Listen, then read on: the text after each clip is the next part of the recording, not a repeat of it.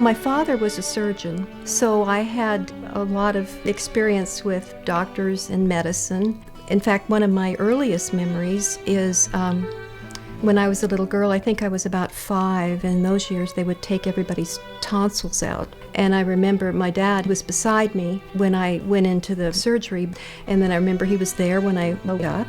He carried me down the elevator in a blanket, and I just felt a very nurturing. It was just very nurturing to have my father with me because I looked up to him. He was pretty special.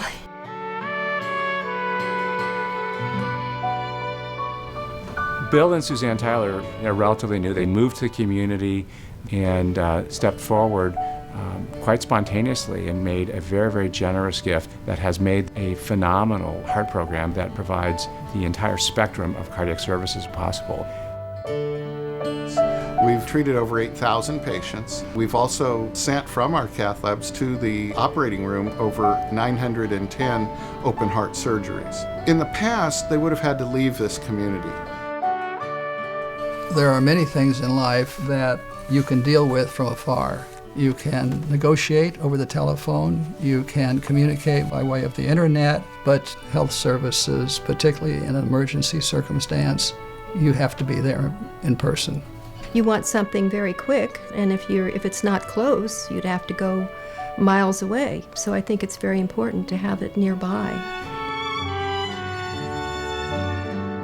One of the complexities of cardiac services is the fact that care is delivered in many, many places. The cath lab, the emergency room, the open heart room, treadmill testing, the echo testing, cardiac rehab.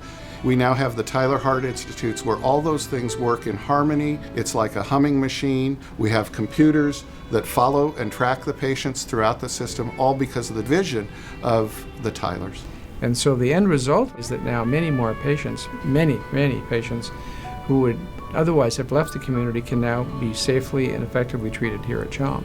When a family like Bill and Susanne Tyler decide to put their name on a program, that is an immense message. They have the confidence in the program to put their stamp of approval on it. But it also serves notice to us that there's somebody who's counting on us to do a really good job. Their questions to me are, what do you need? You have to pinch yourself to get an opportunity to work with people like that. Sometimes seeking the care is a matter of minutes to have a successful outcome.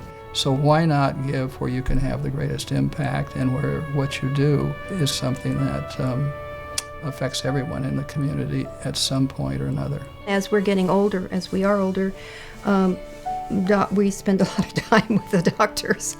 They're becoming our best friends. And you don't think about that when you're young. You don't think anything's going to happen to you. So we feel very grateful that we have community hospital.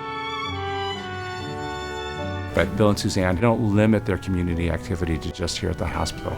They continue to ask, how is it that they can most impact and help those in our community? Well, I was born in El Centro. Growing up, I felt that I knew everybody in town during World War II. Now, I was a very young boy, you understand, at that point. I would go around town collecting Coke bottles so I could turn them in and get the 2-cent refund. And I would give it to the Community Recreation Center for the servicemen during World War II. Now, I didn't dream that up. I had parents that made sure I focused on that. But I believe that everyone at some level can participate in helping others and in helping the community with some kind of a plan that's appropriate to their circumstances.